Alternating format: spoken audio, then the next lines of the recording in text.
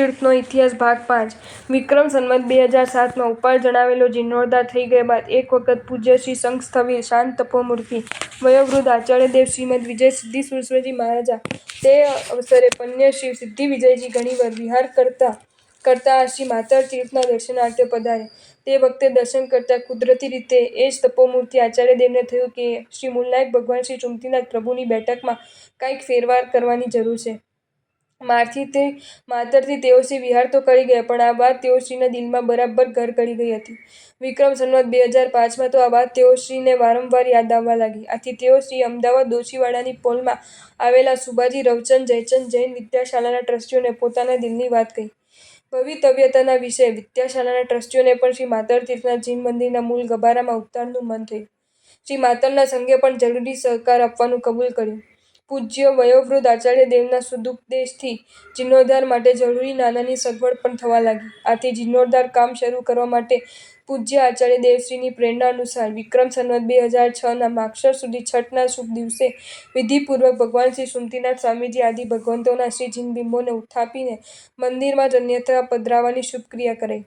ત્યારબાદ ગભારાની નીચે ખોદાવવાના વગેરેનું કામ શરૂ થયું અને જમીનમાંથી અશુચિમય વસ્તુઓને દૂર કરવામાં આવી.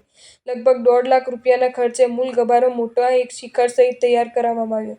હવે ભગવાનને ગાદીનશીન કરવાનો શુભ અવસર આવી ગયો. અનેક પુણ્યવાનોના સહકારથી આ નિમિત્તે મોટો ઉત્સવ ઉજવવાનું નક્કી થયું. આ ઉત્સવમાં આશરે 50,000 રૂપિયા ખર્ચાયા હતા. આ શુભ પ્રસંગ ઉપર પૂજ્ય વયોવૃદ્ધ આચાર્ય દેવને સપરિવાર માતર પધારવાની આગ્રહભરી વિનંતી કરાઈ અને પોતાની અતિશય વૃદ્ધાવસ્થા હોવા છતાં પણ તેઓશ્રીએ તે વિનંતીનો સ્વીકાર કર્યો. આ ઉપરાંત તેઓશ્રીની પણ પ્રબળ ઈચ્છા હતી અને વિદ્યાશાળાના ટ્રસ્ટીઓની પણ ખાસ ભાવના હતી કે આ શુભ પ્રસંગે ઉપર પૂજ્ય સકલાગમહર યસ્યવેદી પરમ પૂજ્ય સિદ્ધાંત મહોદધિ આચાર્ય દેવ શ્રીમદ વિજય પ્રેમ સુરેશ્વરજી મહારાજના પટ્ટવિભૂષક પૂજ્ય પરમ શાસન પ્રભાવક વ્યાખ્યાન વાચસ્પતિ આચાર્ય દેવ શ્રીમદ વિજય રામચંદ્ર સુરીશ્વરજી મહારાજા પધારે તો ઘણું સારું. વિદ્યાશાળાના ટ્રસ્ટીઓ તેઓશ્રીની સેવામાં પણ હાજર થઈને માતર પધારવાની વિનંતી કરી અને પૂજ્ય વયોવૃદ્ધ આચાર્ય દેવશ્રીની ઈચ્છા જણતાની સાથે તેઓશ્રીએ વિદ્યાશાળાના ટ્રસ્ટીઓની વિનંતીને સ્વીકાર કર્યો. આ નિમિત્તે માતરમાં વિક્રમ સંવત 2007ના ચૈત્રવદી તેરસના શુભ દિવસથી અઠ્ઠઈ મહોત્સવ શરૂ થયો. ચૈત્રવદી ચૌદસના દિને પૂજ્ય વયોવૃદ્ધ આચાર્ય દેવ પોતાના પટ્ટાલંકાર શાંતમૂર્તિ આચાર્ય દેવ શ્રીમદ વિજય મેઘસુરીશ્વરજી મહારાજાના પટ્ટવિભૂષક પૂજ્ય સૌમ્યમૂર્તિ આચાર્ય દેવ શ્રીમદ વિજય મનોહર સુરીશ્વરજી મહારાજા વગેરે પોતાના મુનિ પરિવાર સાથે તેમજ પૂજ્ય આચાર્ય દેવ શ્રીમદ વિજય રામચંદ્ર સુરીશ્વરજી મહારાજા પણ પોતાના શિષ્ય પ્રશિષ્યાદિ મુનિ પરિવાર સાથે માતર પધાર્યા. ગુરુ પ્રવેશ મહોત્સવ બહુ સારી રીતે ઉજવાયો. વિક્રમ સંવત 2007ના વૈશાખ સુધી પાંચમના શુભ દિવસે નવા ગભારામાં શ્રી સુમતીનાથ ભગવાનને મૂલનાયક અને સંવત 2015ના ઉપરના ગભારામાં મૂલનાયક તરીકે શ્રી મુનિ સુવ્રત સ્વામીને સ્વંગ જયસિંહભાઈ કાલિદાસ જરીવાલા અમદાવાદના સુપુત્ર રમણલાલ જયસિંહભાઈએ તેઓના પિતાશ્રીની સ્મૃતિમાં પોતાના શુભ હસ્તે મહોત્સવ યોજી ગાદીનશીન કર્યા હતા. આ શુભ અવસર ઉપર હવે પછીથી આ તીર્થનો વહીવટ કરવાને માટે માતરના શ્રી સંઘની ઈચ્છાથી અમદાવાદના આગેવાન ગ્રહસ્થોની બનેલી એક કમિટીની નિમણૂક કરવામાં આવી અને એ કમિટીની બધી જ વહીવટ સુપ્રત કરાયો. હાલમાં આ કમિટી વતી અમદાવાદના સુબાજી રવચંદ જયચંદ જૈન વિદ્યાશાળાના ટ્રસ્ટીઓ બધો વહીવટ સંભાળે છે. સાચા દેવ સુમતીનાથ માતર તીર્થ ક્ષેત્રમાં બનેલી એક સત્ય ઘટના. કેસર તથા અમીઝરના સંવત 2046 સાલના પર્યુષણ બાદ આ ઘટના વડોદરાના જાણીતા ચાર્ટર્ડ એકાઉન્ટન્ટ શ્રી હિંમતભાઈ શાહને થયેલા પ્રત્યક્ષ અનુભવની નોંધ અત્રે એમણે તેમના જ શબ્દોમાં રજૂ કરી છે. સંવત 2046 સાલના પર્યુષણ બાદ એ ઘોઘારી વિશાળ જૈન સંઘ વડોદરાના લગભગ 300 ભાઈ બહેનો એક દિવસની તીર્થયાત્રાએ માતર આવ્યા હતા. સવારની નવકાશી બાદ સર્વ ભાઈ બહેનો પૂજાના કપડામાં દેરાસરમાં પૂજા ભરતી કરવા માટે આવ્યા હતા. સવારના 10 કલાકે શ્રી સાચા દેવ સુમતીનાથ ભગવાનની પૂજા કર્યા બાદ પંચકલ્યાણકની પૂજા ભણાવવાની શરૂઆત કરી. ત્યારે દેરાસરમાં અને રંગમંડપમાં ચારે બાજુ અમીઝરના થયા. અમીઝરના થતા જોઈને બધા ભાઈ બહેનો ખૂબ ઉત્સાહમાં આવી ગયા અને ભાવપૂર્વક આનંદ ઉલ્લાસથી સ્તુતિ સ્તવનો ગાવા લાગ્યા. ત્યારબાદ લગભગ 12 વાગ્યે રંગમંડપની છત ઉપરથી કેસરના ટીપાં પડવા લાગ્યા અને થોડા સમયમાં રંગમંડપના ચારે બાજુ છત ઉપરથી કેસરના ટીપાં પડવા લાગ્યા.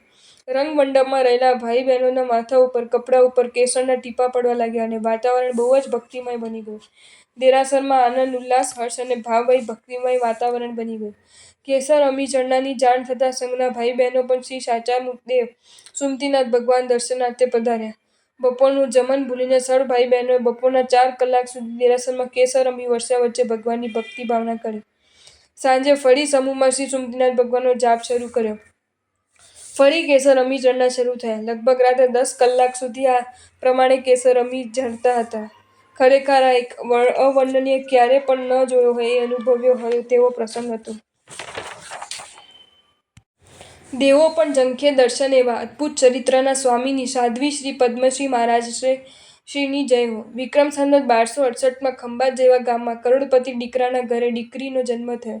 રૂપના અંબાર જેવી આ દીકરીનું ભાગ્ય અનેક ગણું ચડિયાતું હતું. એના ભાગ્યનું વર્ણન જોશી મહારાજ પણ કરી શક્યા નહીં.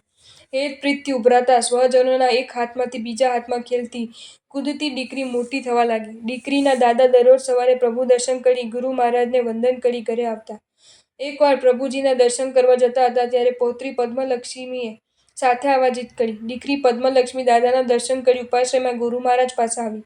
ઉપાશ્રયમાં ધર્મમૂર્તિ મહારાજ બિરાજમાન હતા. દીકરીના ભાગ્યની સંકેત લિપિ જોશી મહારાજ ભલે ઉકેલી શક્યા નહીં, પરંતુ પદ્મલક્ષ્મીની લલાટ જોઈને મુનિ મહારાજ તરત જ તેનું ભવિષ્ય સમજી ગયા. મુનિ મહારાજે દાદાને કહ્યું, તમારી આ દીકરી પૃથ્વીલોકમાં અવતરી છે, તેને પ્રભુ શાસનને ચરણે સોંપી દો. દાદાજી વિચારમાં પડી ગયા કે સતત સુખમાં ઉછરેલી આ દીકરી સંયમ જીવન કેવી રીતે પાળી શકશે. છેવટે ધર્મ પ્રત્યે અડગ શ્રદ્ધાનો વિજય થયો. દાદાજીના પુત્રવધુ તથા પરિવાર સાથે આવીને 8 વર્ષની દીકરી પદ્માને દીક્ષા અપાવી. પદ્મા હવે પદ્મશ્રીના નામે ઓળખાવા લાગ્યા. માત્ર 3 વર્ષના દીક્ષા પર્યાયમાં તેઓ 700 શિષ્યના ગુરુની બન્યા. સુરી મહારાજે તેમની પ્રવર્તિનો પદનો અભિષેક કર્યો. 3-4 વર્ષ પછી મહત્રા પદથી અલંકૃત કર્યા. સકલ શ્રી સંઘમાં તેમનું ચરિત્ર જીવન આદર્શરૂપ ગણાવા લાગ્યું. માત્ર 28 વર્ષની વયે આ ભવમાં સંચિત થયેલા ઉત્કૃષ્ટ પુણ્ય ભોગવવા સદગતિમાં સંચરી ગયા. સકલ સંઘ શોકમગ્ન બની ગયો. એક તેજસ્વી તારલો પૃથ્વીલોકની મુલાકાત લઈને તે જ લીસોટો પાથરીને વિદાય થઈ ગયો. તે સમય એવો હતો કે ગુરુ મહારાજની પણ પ્રતિમા ભરાવાતી ન હતી. કોઈ યુગપ્રધાન પુરુષ માટે જે એ વિકલ્પ ખુલ્લો હતો, એવા સમય દરમિયાન એક સાધ્વીની પ્રતિમાની તો કલ્પના શી રીતે થઈ શકે? છતાં આ મહત્રા પદ્મશ્રીનું ઉત્કૃષ્ટ પુણ્ય અલૌકિક પ્રભાવ છે કે જેથી વિક્રમ સંવત 1299માં માતરતીર્થના તેઓની પ્રતિમાનું નિર્માણ કરવામાં આવ્યું. માતરતીર્થમાં સુમતીનાથ ભગવાન જિનાલયમાં 52 ભમતીમાં પાર્શ્વનાથ ભગવાનની જમણી બાજુ આ પ્રતિમા આજે પણ વિદ્યમાન છે. શ્રી માતરતીર્થમાં ઉજવાતી તિથિઓ. દર પૂનમે યાત્રિકોની સંખ્યા ઠીક પ્રમાણમાં આવે છે અને યાત્રિકોને દર પૂનમે ભાતું અપાય છે. કારતક સુધી બીજ ખેડાનો સમસ્ત સંઘ યાત્રાર્થે આવે છે અને કેટલીક વાર ભાવિકો તરફથી ભાતું પણ વેચાય છે. કાર્તિક સુધી પૂનમ ગામે ગામથી મોટી સંખ્યામાં યાત્રિકો આવે છે. ગામ બહાર અડધા માઇલ ઉપર શ્રી આદિશ્વરજી ભગવાનના પગલાની ડેરી છે. ત્યાં સિદ્ધિગિરિજીનો પટ બંધાય છે. સમગ્ર સંઘ દર્શનાર્થે ત્યાં જાય છે અને 99 પ્રકારની પૂજા ભણાવાય છે તથા ભાતું અપાય છે. વૈશાખ સુધી પાંચમ ભમતીની દેરીઓની વર્ષગાંઠ નિમિત્તે નવી ધ્વજાઓ ચડાવાય છે અને અંગરચનાદિ થાય છે. ચૈત્ર સુદ 13 વર્તમાન તીર્થાધિપતિ ભગવાન શ્રી મહાવીર દેવના જન્મ કલ્યાણ નિમિત્તે અંગરચનાદિ થાય છે. ચૈત્ર સુધી પૂનમ 15 ગામે ગામથી ઘણી મોટી સંખ્યામાં યાત્રિકો આવે છે અને અંગરચનાદિ થાય છે. વૈશાખ સુધી પાંચમ મૂળ મંદિરમાં નવા ગભારાની વર્ષગાંઠ નિમિત્તે શિખર ઉપર નવી ધ્વજા ઉછામણી બોલીને ચડાવાય છે. બપોરે પૂજા ભણાવી અંગરચનાદિ કરાવાય છે. જેઠ વદી એકમ બીજ અમદાવાદના રાણીના હજીરાની રંગાટી કાપડ મહાજનોના દર વર્ષે આદ્રા પહેલા સંઘ આવે છે. તે દિવસે પૂજા અંગી ભાવનાદિ થાય છે. જો તમને આ વિડીયો ગમ્યો હોય તો આ વિડીયોને લાઇક કરો અને શેર કરો અને આવા જ નવા વિડીયો જોવા માટે જૈન ફેક્ટ્સ એન્ડ સ્ટોરીઝની ચેનલને સબસ્ક્રાઇબ કરો. ધન્યવાદ.